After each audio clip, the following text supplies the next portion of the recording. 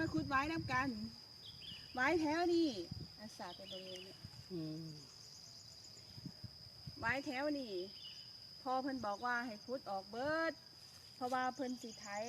ให้แม่ปลูกบักแตงปลูกบักโม่นะคะก็เลยต้องมาขุดเอาที่จริงถ้ามีเวลาก็อยากขุดไปปลูกไว้ใกล้ๆบ้านล่ะนะ